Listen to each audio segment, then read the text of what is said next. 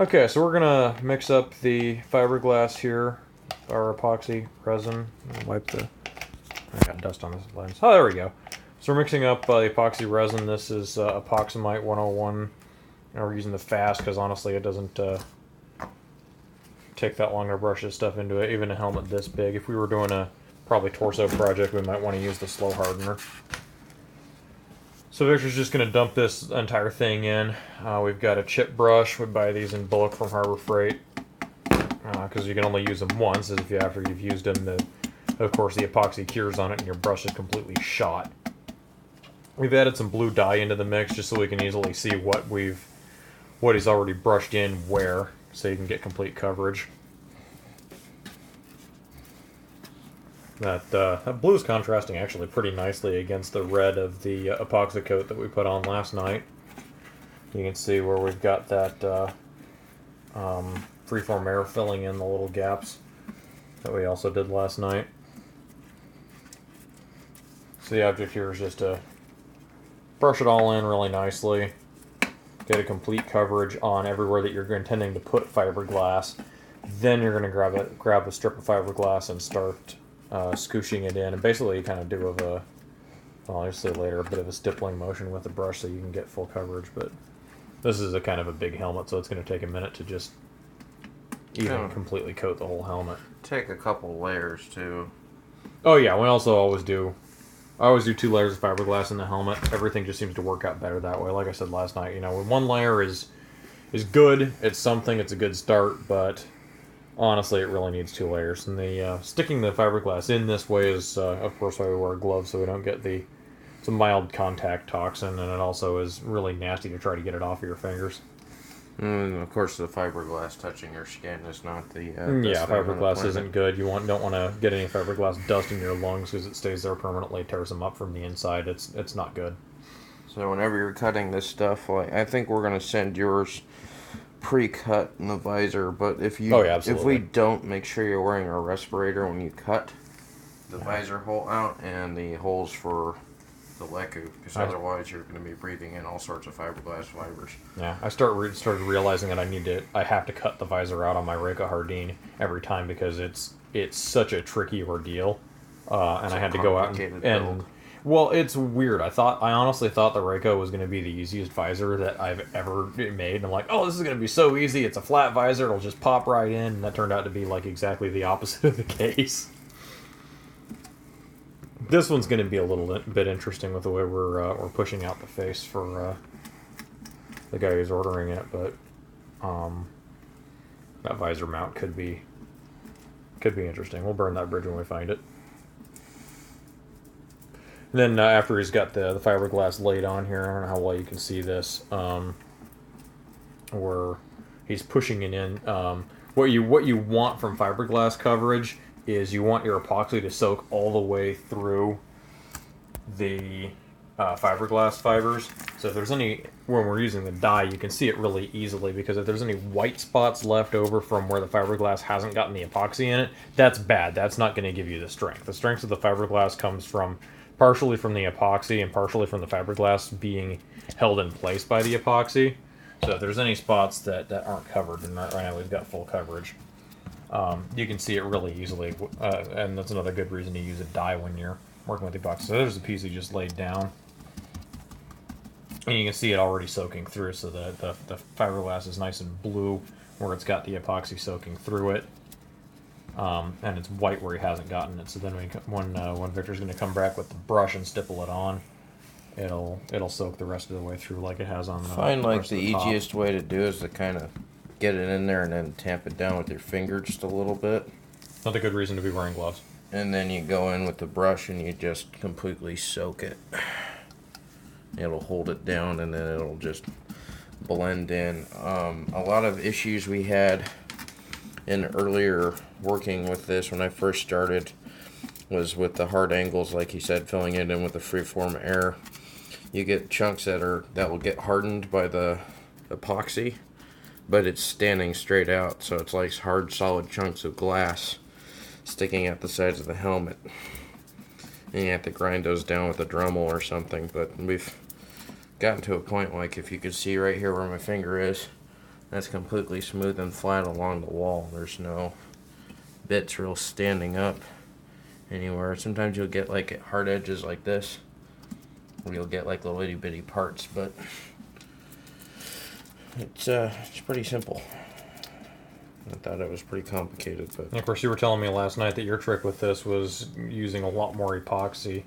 yeah, I drench this stuff. I don't play around. I need to start doing that on mine because I think I'm not using quite as much as you are, and you're getting slightly better results now. Darn it. Yeah, I use double what Mickey usually uses, which means we run out of the material faster, but at the same time, it comes out a lot better. Quit getting better than me, Victor. It's annoying.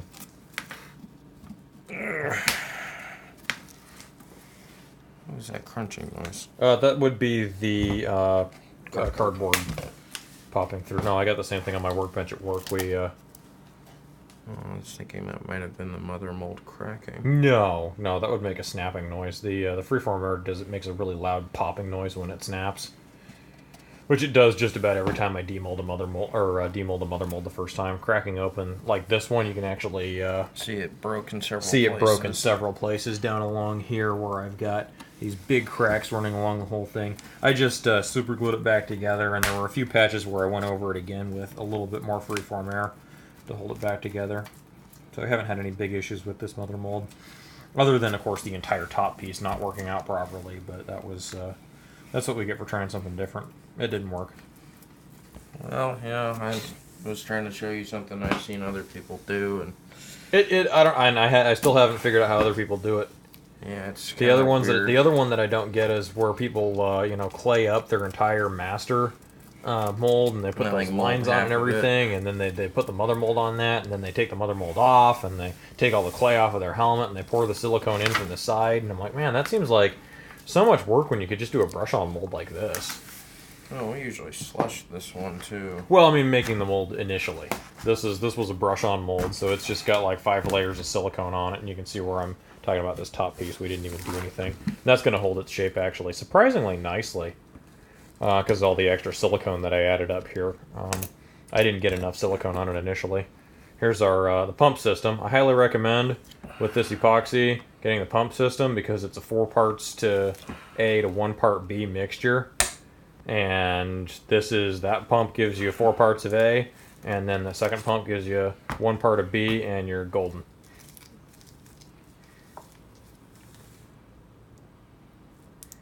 No need to measure or weigh anything. It's all pre-calibrated. I've never had any issues with it coming out or not curing. We also dye it using these. Dye it with the So Strong tints, which won't affect the epoxy. They let it cure just fine.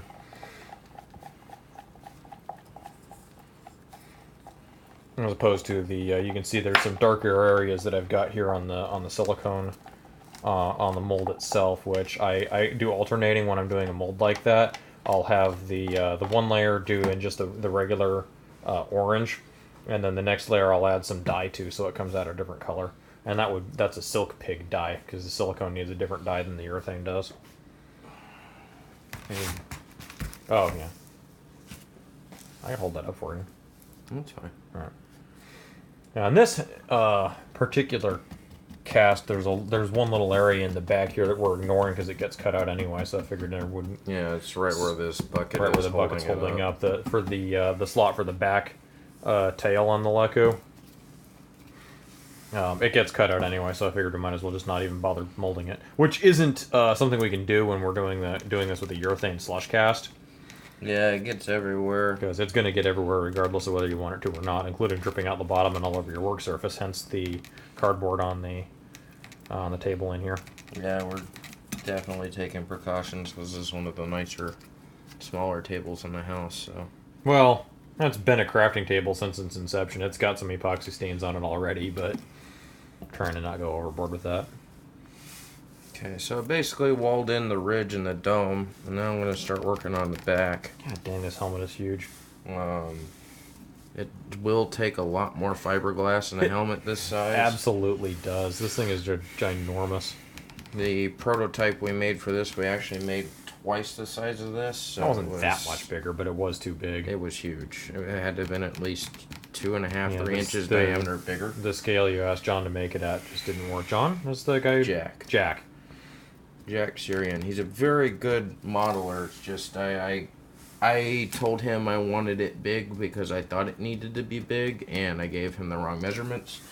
And he will do things exactly as ordered when it comes to custom modeling. So What a bummer. be aware of that if you ever go to anybody who makes 3D models for you.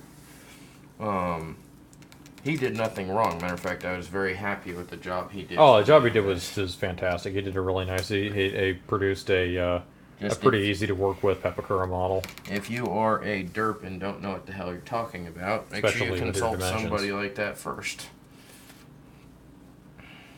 And I just kind of did guesswork based on a drawing. Now, Mickey does most of our 3D modeling based off of my drawings.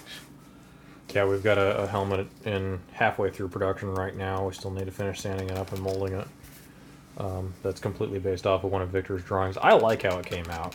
And it's another helmet that right now, the size we've got it at is going to be huge like this one. So well, it fits me, which I thought it was too big for me. So I mean, we can still probably put it out there as a large. Yep. Yeah, large, extra large. Yeah. It's pretty big. It's definitely bobbleheady on me, but I'm a pretty skinny dude. You're tiny. I was actually pretty impressed that the Reiko Hardin even fit Luke. Luke's what, 6'5"? Yeah, I wear a Reiko, or not a Reiko, I wear a, Tom Vader Juggernaut in the large size. And the Reiko just barely fits you. The larger size helmet that you can get for a helmet on the market. And this Togruta, I think, is a little bit bigger than that one. That's only because of all the additional things. But only because of all the flanges and stuff from the Leku and the horns and all that stuff, so... Yeah, it's not actually large as in large on the inside. It's kind of an average size on the inside. It's just with all the fluting from the side Leku in the back. It makes it artificially bigger. Bulky. It's a lot bulkier. Get a little bit up in here. No, we should try next time we do a video is try that live thing that Facebook does. I don't know how that works. How to get that to work. Yeah, I tried to do it last time. I'll play around with it again. That might be an easier way to do it. Sometimes the video doesn't cut in. Sometimes it does. I watch Tabletop Minions. That's how he does a lot of his broadcasts, but he'll record them and then post them on YouTube. Well, live does that. It records it for you in addition to streaming it live, I think. Because I remember seeing someone's like, oh yeah, we did this live broadcast like 3 hours ago, and here you can still watch it. I'm like, okay. Well, that's better. I mean, if you don't have somebody who can catch it live, they can catch it later. I don't know how many people I'd like to watch. Like Angry Joe, for instance, on YouTube. He does a lot of stuff with like tabletop games that he does live. But he'll record and post it later. Because we also like the game, so... Yeah, so if you're playing a game while he's playing a game, you can't watch him do the game while you're doing your game. That'd be silly. Well, that's not the point. I'm just saying. Their schedules are different because that's what they do for a living. Right. And we have day jobs. We have day jobs and this horrible shifts and coming home and messing up the kitchen at night. And then having trying to cook food in it in the morning.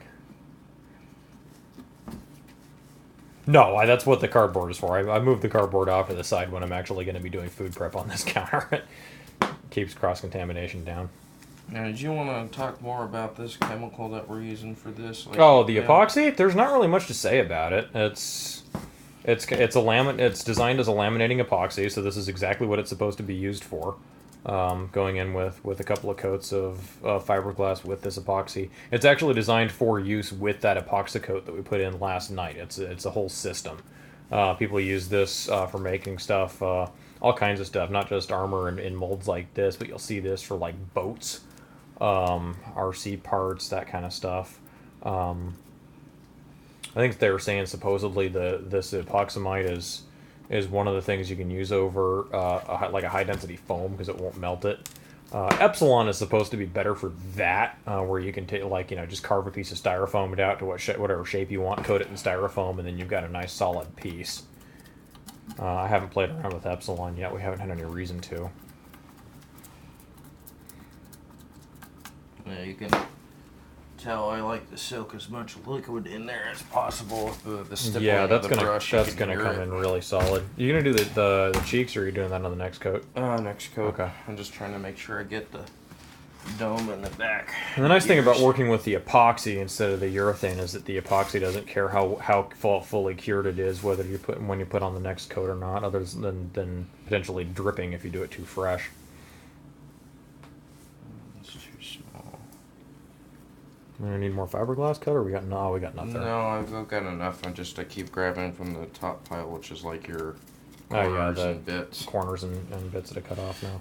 That was an interesting difference that I found out when I started doing this. I had been using the fiberglass that I was just buying at the hardware store or the auto parts store. I think it was the Mando brand fiberglass.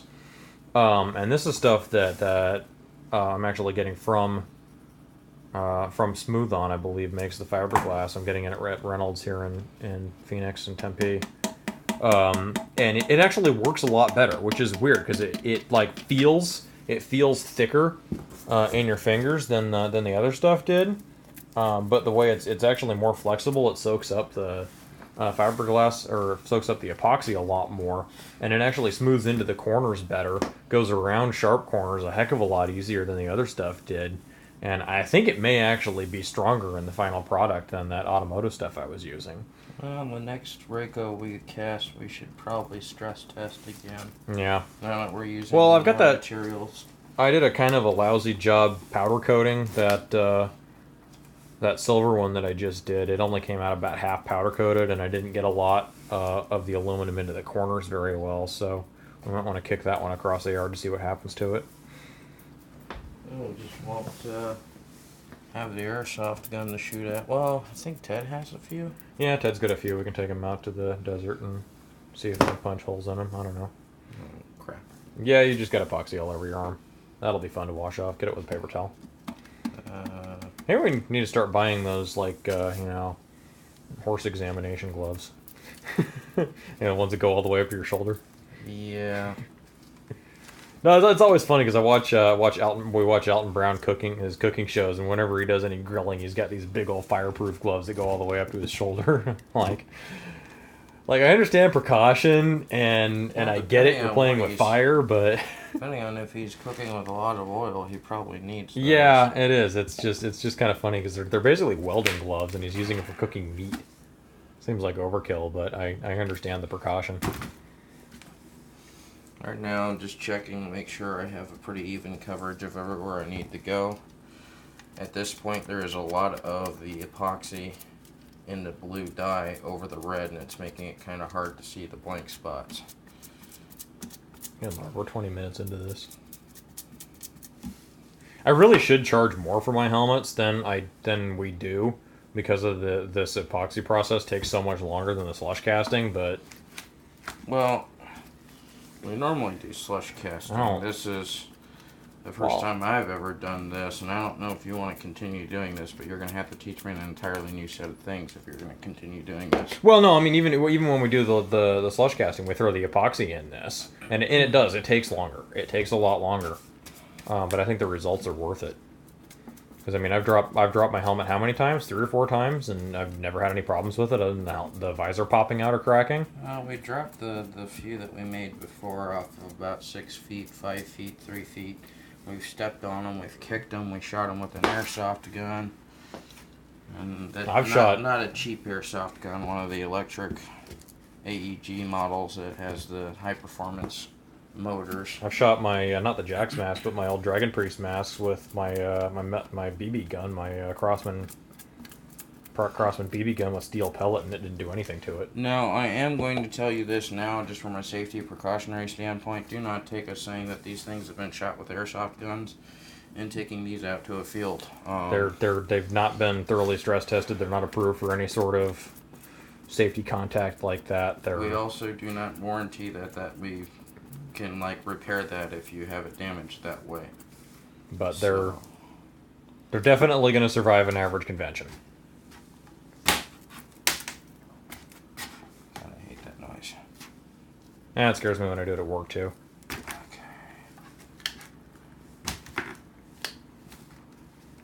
Okay. That is about it, except for the face. Face area. It's too dry. No.